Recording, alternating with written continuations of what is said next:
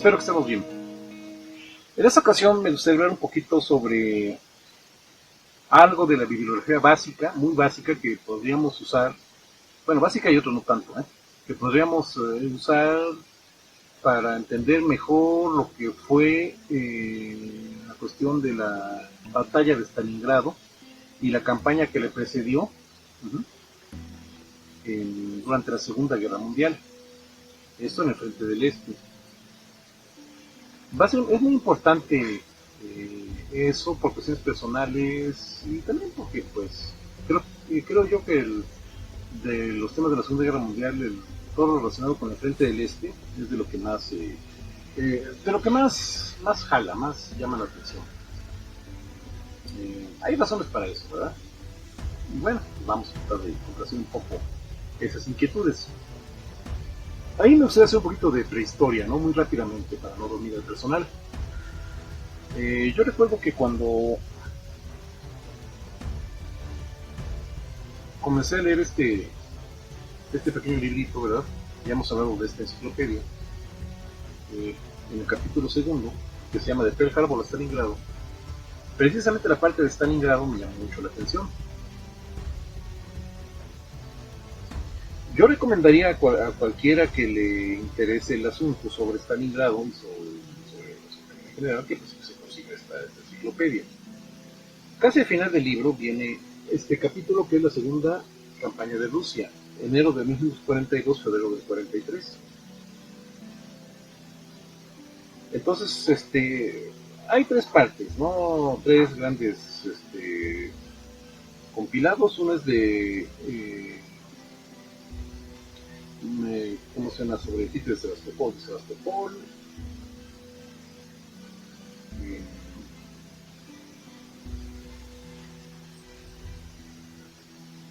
Después una fragmento de Paul Carell también sobre Sebastopol. Viento ascensivo sobre los convoys de ayuda a la Unión Soviética. Y viene Stalingrado. Uh-huh. Y esta parte con los combatientes del Ejército Rojo, uh-huh, este pequeño artículo, que es un extracto de un trabajo más grande de un británico llamado Ronald C., ¿verdad? Habla sobre la Casa Pavlov, el incidente de la Casa Pavlov. ¿Okay? Esto aconteciendo por ahí de octubre. Para este momento ya Sebastopol era la parte final de un enorme avance que se muestra en este mapa. Uh-huh. Los alemanes habían avanzado todo lo que era la parte que corresponde a Crimea, llegando a los terminales de Rusia. Uh-huh. Y con la idea original, para eso era la ofensiva del 42 en Rusia, de cortar por aquí y llegar hasta los pozos petroleros en Bakú, obteniendo al mismo tiempo el control de dichos pozos petroleros, el petróleo, y cortándole el suministro petrolero a la soviética. Sin embargo, Stalingrado se volvió un punto interesante porque aquí fue detenida la ofensiva alemana, se encapricharon tanto Hitler como Stalin defender esta ciudad. En lugar de concentrarse en hacer esto y consolidar aquí, se enviaron muchos recursos aquí y hubo una contraofensiva que embolsó al sexto ejército alemán que estaba aquí, y al final de cuentas esa misma contraofensiva hizo que pues, la presión sobre las regiones petrolíferas fueran pues fuera echada atrás, o sea, mantener los echaron atrás a los alemanes, los soviéticos. Básicamente de eso trata Stalingrado, la batalla de Stalingrado y esta batalla. Entonces decía yo que es que este relato de la Casa Pavlov me llamó mucho la atención porque es un relato muy en el cual se va narrando cómo los soviéticos muy de una manera muy valerosa consigue sostener y defender esa casa que es un objetivo muy necesario para que los alemanes pudieran llegar al Volga y controlar el acceso de suministros a los que quedaban en esa ciudad, que ya era una completa ruina para ese momento. Entonces, me llamó mucho la atención esta fotografía tan elocuente, ¿no? De cómo había quedado Stalingrado. Entonces, fue muy interesante, ¿no? El relato de la casa Pablo. Entonces,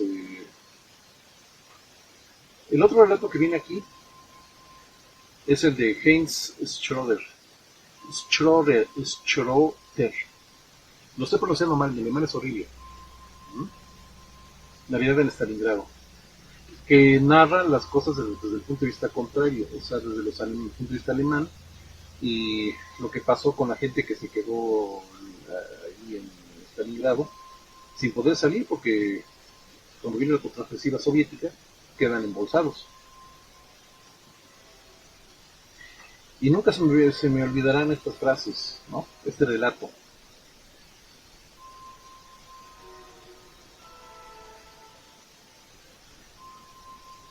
De repente resonó un grito angustiado. Llegan los rusos. Cundió el pánico. Los que aún podían valerse de sus pies helados, envueltos en trapos, intentaron llegar a Pitovny. El capellán salió de su hoyo y se dirigió hacia los rusos. Estos surgieron de detrás de un recorro de la barranca, 15 metros de él. Lesbenich Chenik, Christos Prostres Pambani. Soy el sacerdote. Cristo ha resucitado en esta guerra, gritó el capellán. Ante ese llamamiento, los rusos, jóvenes siberianos, bajaron el cañón de sus metralletas, se santiguaron y respondieron: en verdad ha resucitado. Pusieron las manos en los hombros del sacerdote y le dieron el beso ortodoxo en las dos mejillas y en la boca. Después condujeron al sacerdote por la barranca hacia el sur, donde estuvo instalado anteriormente el puesto de socorro de la 76ª División de Infantería. Delante de la entrada yacía el cadáver de un ruso, detrás del cual se trincheraba un joven soldado alemán, apuntando con la carabina. A sus costados otros dos jóvenes angustiados miraban fijamente al sacerdote. Camaradas, gritó este último, los rusos no nos van a hacer nada, venid, ayúdame a transportar a los heridos. Eres un ruso, gritó el joven soldado y apuntó su carabina hacia el capellán. El herido que había compartido con el sacerdote la última ración de víveres se volvió hacia él. No hagas tonterías, es el capellán de la 76ª. El teniente ruso apartó al sacerdote. Los rusos apuntaron el cañón de una pieza hacia la entrada y antes de que hiciera fuego, el capellán se volvió. La historia de Stalingrado no puede ser narrada o escrita, solo puede ser rezada.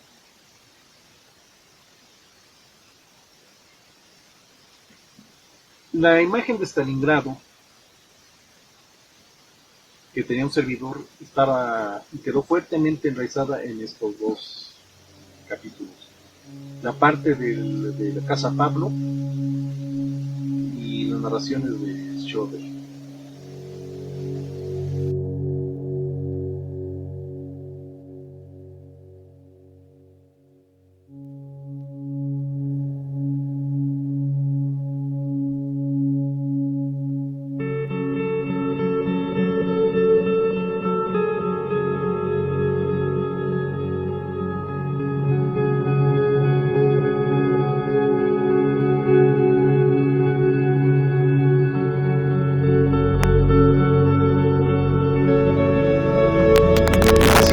Si quiero una pequeña embarradita de lo que fue Stalingrado, Gran Crónica de la Segunda Guerra Mundial, su cómodo, nos da una ayuda. Obviamente, digo, podemos también buscar en la Segunda Guerra Mundial de Codex, ¿verdad? El tomo 3 para ser específicos. Tomo 3.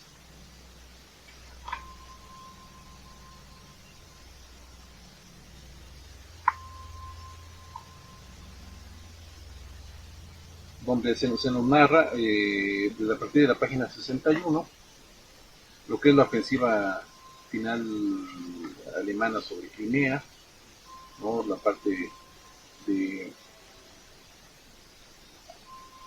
la parte del avance hacia Bakú y hacia los pozos petroleros, pero también el avance hacia Stalingrado. Vemos el mapa también donde se muestra un poco todo esto, muy al estilo de lo que era Codex,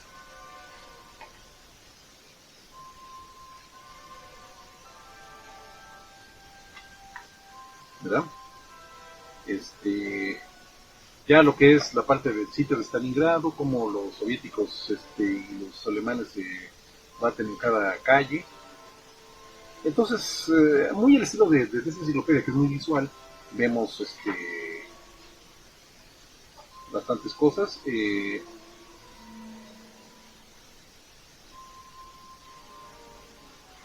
Esa recreación de cómo de combate en la ciudad, por ejemplo, muy ilustrativa, ¿no? Muy interesante.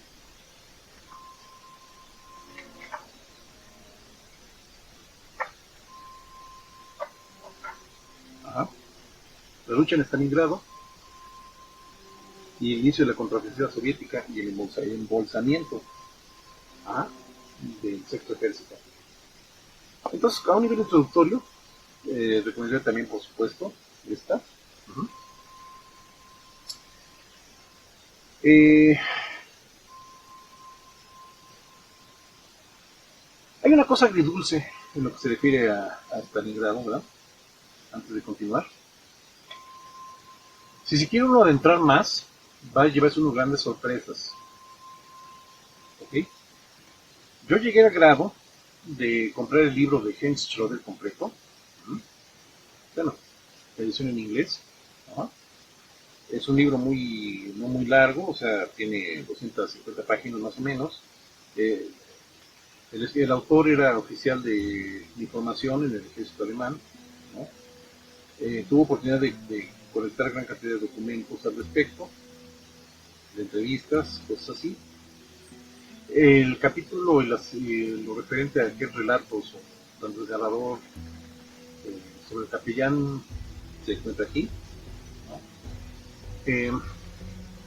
Ahorita no la tengo a la mano, pero la enciclopedia de Time Life Folio, en su capítulo de Stalingrado, trae párrafos de Schroeder también, son reconocibles totalmente. Eh,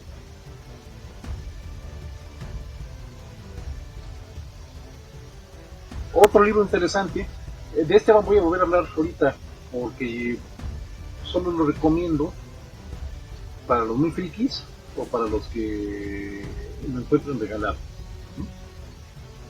Un libro interesante que yo recomendaría para adentrarse a todo lo que es de Frente del Este es Barbarossa de Alan Clark. Creo que no hay edición en español de este libro, así como creo que no lo hay del libro de Chotter. Este libro es importantísimo porque, a pesar de que se hizo a mediados de los años 60, es muy claro, muy sintáctico. Alan Clark, en poco más de 560 páginas, pudo hacer un trabajo de recopilación increíble. ¿Okay?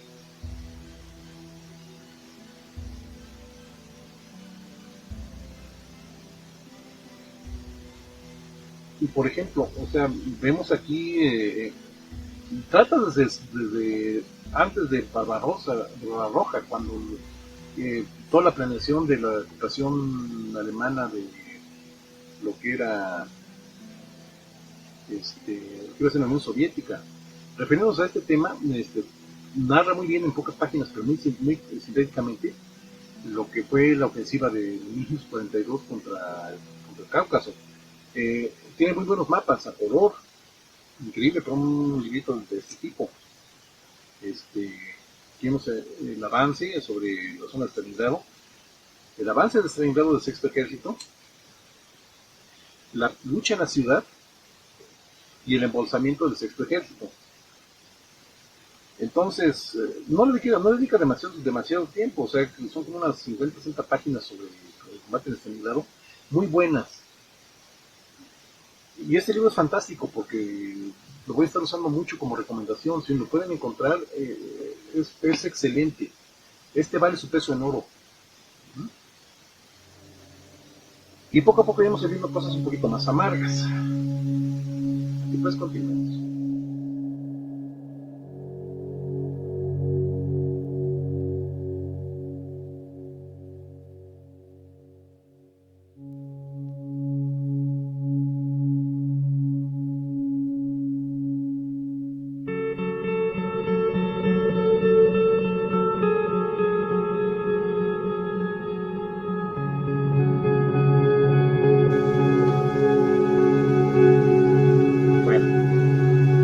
¿Qué ocurre?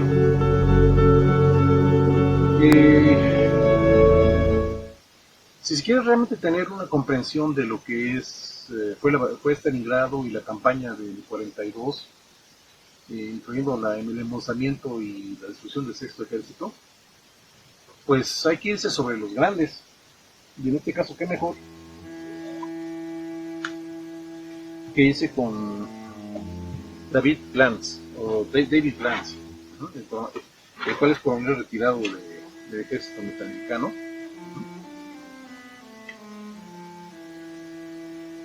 El cual a finales de la década pasada, pues se dedicó a hacer un trabajo monumental, ¿sí? Un trabajo que le ha llevado bastantes años.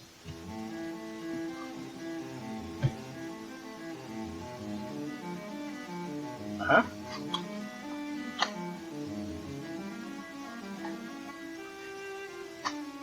Y un trabajo el cual recomiendo ampliamente. Uh-huh. Si se quiere realmente entender a fondo esto, hay que buscar estos libros. Ajá. Los 4 volúmenes sobre la campaña, los cuales están divididos en 2 grandes secciones. ¿Okay? En primer lugar tenemos en el libro 1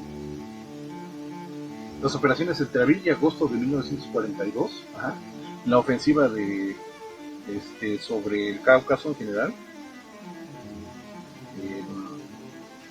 ¿No? David M. Glantz tiene la virtud de dominar la tradición ruso. Ha recopilado muchísima información sobre fuentes soviéticas, así que es una autoridad en estos temas. Es un poco cuestionado, ¿por qué? Por 2 cosas. Su estilo es un estilo muy seco. El señor no es primeramente militar, afinado a la historia, entonces el señor no sabe mucho sobre operaciones militares, pero su prosa es muy seca, muy de informe. No es un lector ameno. No encontraremos aquí en sus trabajos nada similar a lo que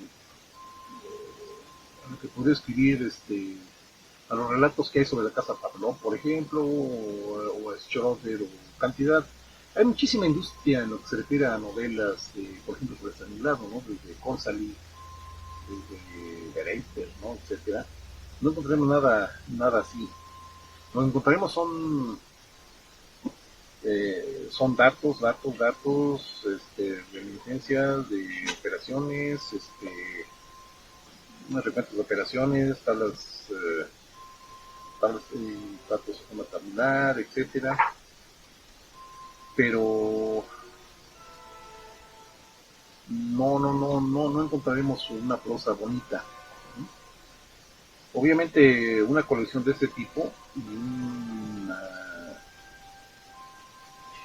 un trabajo de este nivel es para aquel que quiera adentrarse muy a fondo. Ahora, esto se escribió a lo largo de bastantes años. El primer tomo se publicó por ahí del 2000, finales del 2008 más o menos. El segundo se publicó un poquito después. Ya en el segundo es septiembre a noviembre del 42. Ya los alemanes están ocupando Stalingrado, pero pues se encuentran ahí con la lucha callejera y los inicios, ¿verdad? Lo mismo que el anterior, es un libro para sentarse y para adentrarse en el movimiento de operaciones a nivel división, a nivel cuerpo de ejército, a nivel a veces batallón, regimiento, a veces pelotón, ¿okay? El famoso salto a la fábrica de las barricadas, por ejemplo. O sea, muy seco, muy duro todo. No esperemos, les repito, aquí encontrar cosas, relatos épicos,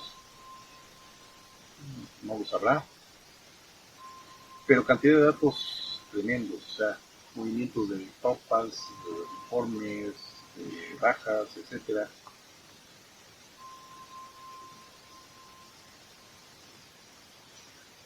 En el siguiente volumen, uh-huh, esos dos primeros volúmenes los adquirí a un precio muy bajo, por cierto, gracias a que la cubierta estaba desaparecida. Eh, Se encuentran muy buenas rebajas, porque estos también no son muy baratos, vienen a ser un poco caros.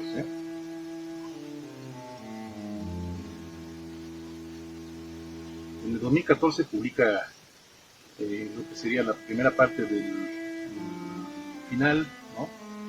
Ya el inicio del embolsamiento del sexto ejército y el combate sobre Stalingrado, ahora la defensiva de los alemanes, lo mismo, datos, etcétera. Eh, Cada tomo tienen aproximadamente 500 páginas. ¿No? Y finalmente, el libro 2 del lo que sería final, diciembre a febrero de 1943. Las últimas partes del embolsamiento, los intentos por romper el cerco, por aprisionar el cerco, finalmente la derrota del sexto ejército y su desaparición.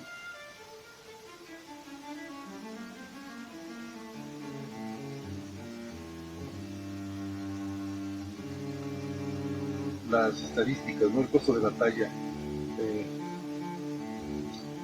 pérdidas humanas.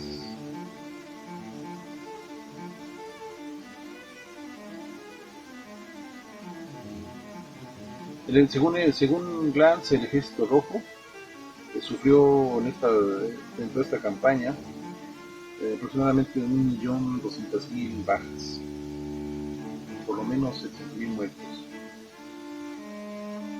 El sexto ejército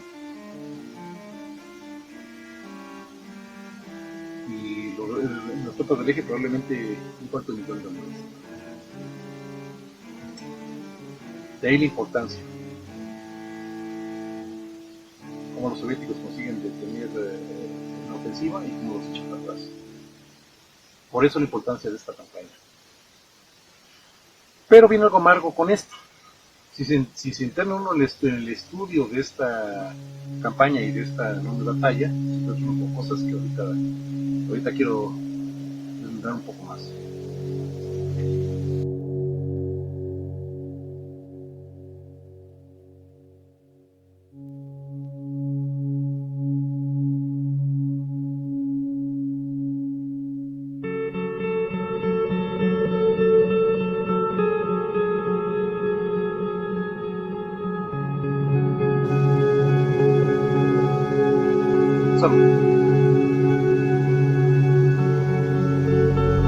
Decía que si uno se empieza a adentrar en esos temas, de repente puede uno toparse con que a veces las cosas que uno admiraba más de joven resultan tener sus detalles.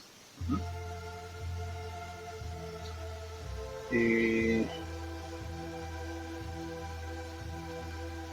Entonces, yo recomendaría, si alguien ya se está tomando digamos, el trabajo de leerse a Glantz y su monumental trabajo, existe una versión reducida que creo que ya se está vendiendo, que es un compilado de esos 4 tomos, pero francamente yo preferiría comentar 4 tomos, valen la pena, digo, para que realmente se interese. Pero decía que cuando uno empieza a estudiar las cosas muy a fondo, se le pueden caer a uno algunos ídolos, que resultan ser ídolos de barro. Bueno, resulta que al año de haberse publicado los 2 primeros volúmenes del trabajo de Glantz sobre Stalingrado, Michael K. Jones, que es un experto en Stalingrado, o sea, él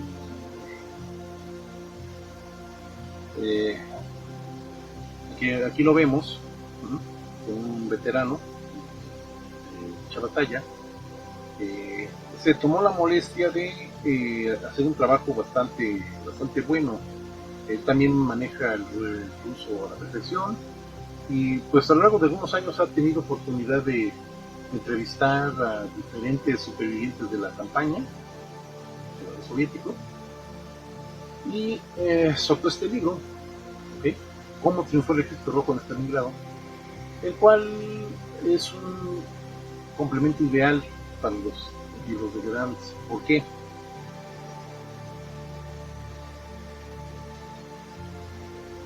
¿Por qué? Porque añade varios detalles, varias cosas, ¿ok?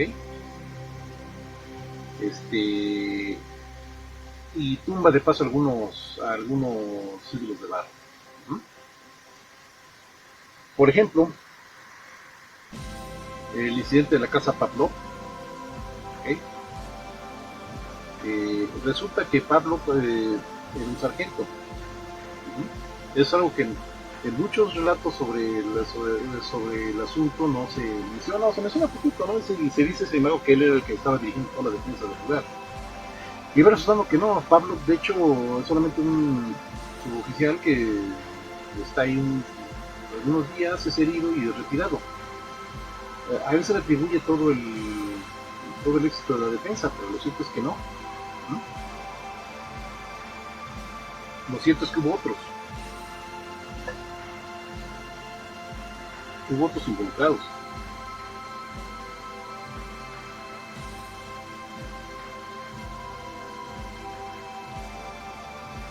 ¿Qué pasa? Y eso es lo que se nos olvida. La propaganda trabajaba muchísimo y más aún en el lado soviético. Y resulta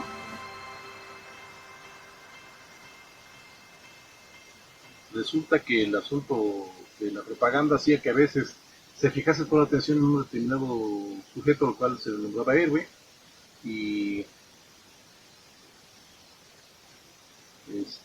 pues se centraban todos los reflectores en él, aunque no fuera así. Todo resulta cómico, ¿no?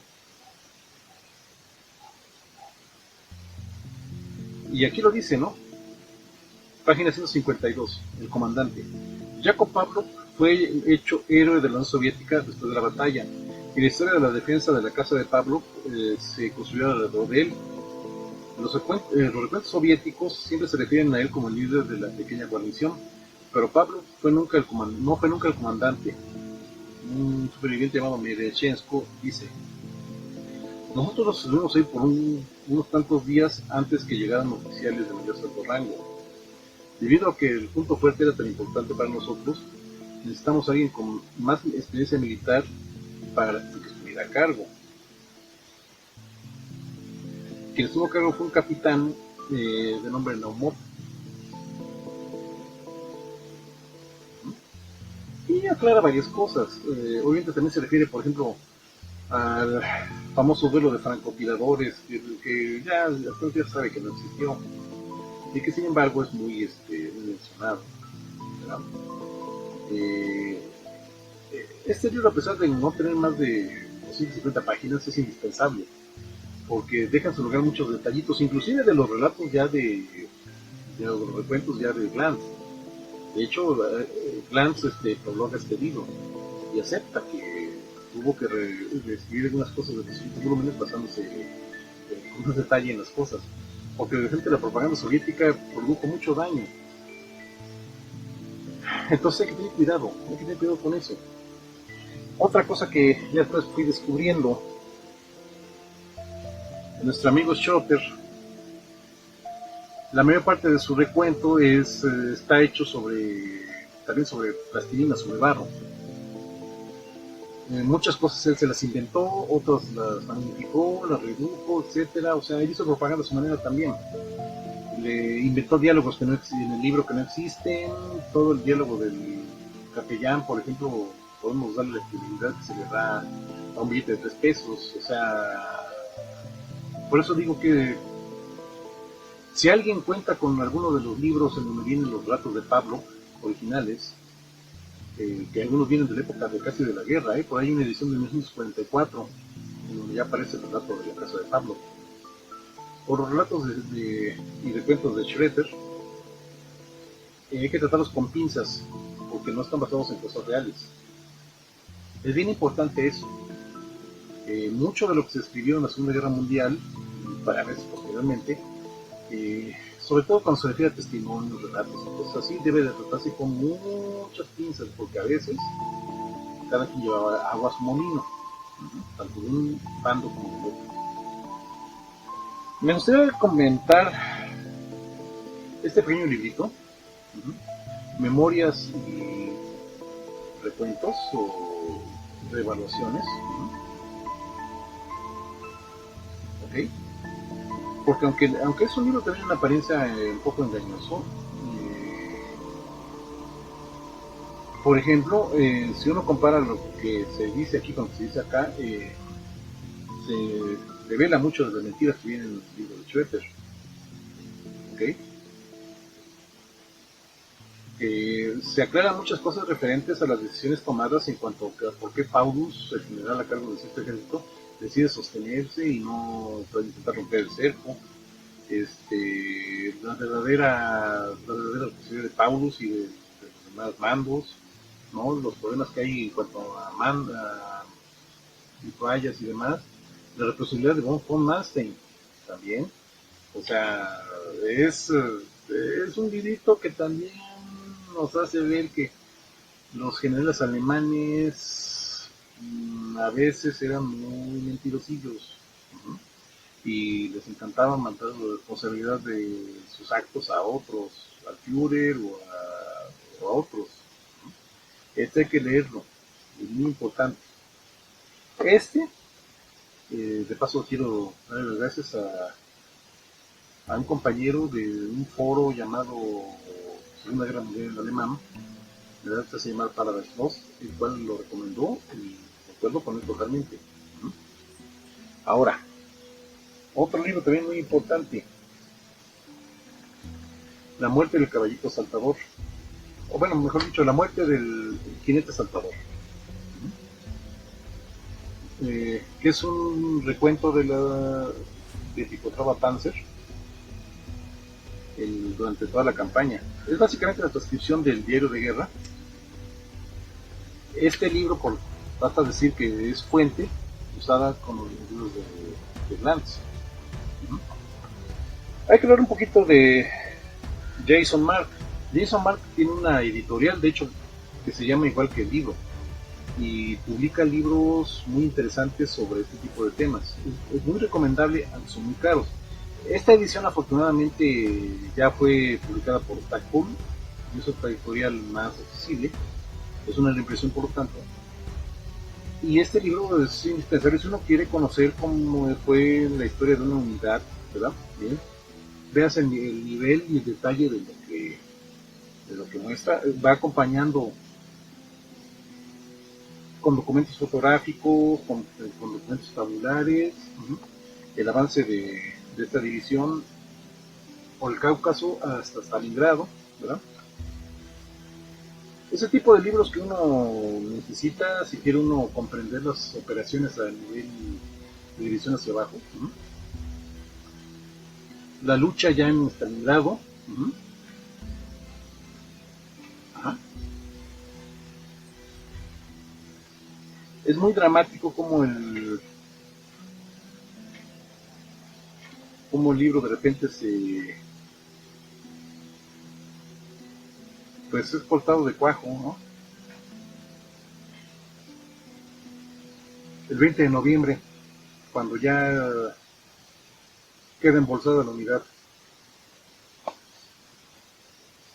Desgraciadamente el diario de la división se perdió, solamente se pudieron recuperar esas citas. Este es un libro indispensable para todo aquel que quiera meterse ya más a fondo, o sea, para todo friki. Otro libro que yo recomendaría bastante es este. Esto lo voy a sacar de aquí, a ver si no muero sepultado.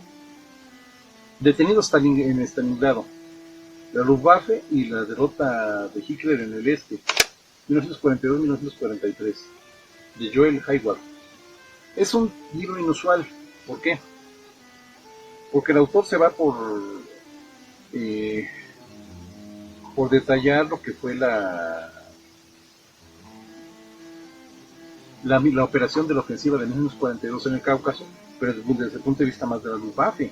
Recordemos que la Luftwaffe tuvo mucho que ver, tanto en el aspecto de apoyar la ofensiva, como ya cuando el sexto ejército es embolsado, en toda la cuestión del reaprovisionamiento, y la falla del aprovisionamiento fue lo que provocó su destrucción y rendición y destrucción. Ese libro es también indispensable, si quiere uno entender ese aspecto. ¿Okay? Entonces creo que ya hasta el momento hemos revisado una muy buena cantidad de literatura al respecto. Les digo, analizar esto me sirvió a mí mucho en su momento para ir dándome cuenta que la historia militar es muy interesante, que tiene muchísimas cosas y tiene muchísimas aristas. Entonces no queda sino recomendar todo esto, incluyendo hasta el libro de Schotter, por ejemplo, o los antiguos libros que también he mencionado, con los relatos de la casa de Pablo. Por ahí están dos grandes omisiones que no estoy citando. El libro de Daniel Craig sobre... aquí está. A las puertas de Stalingrado.